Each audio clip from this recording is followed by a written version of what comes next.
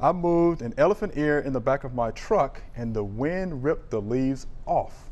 What should I do to save it? And this is from Jesus via YouTube. So, Oh, wow. how do we Yeah. save that? What Well, do you think? you know, the tuber that all the leaves are coming from, you know, if it's actively growing, it's got a lot of energy in it, so I'm sure that they will just leaf back out again. I would cut off the tattered ones, but if there's, you know, and the broken ones, but there might be one that's still, you know, okay, and then you leave that one, and it'll help put more energy down in the tuber, and then it will come back out and be just fine because they're pretty strong.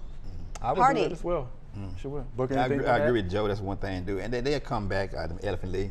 They got those big old wide leaves Oh, on big old there. wide leaves. And Beautiful leaves. Beautiful leaves. Yeah, they'll come back on there. Right. Yes, definitely. Like I said, if anyone that already damaged, you might want to cut that off there too.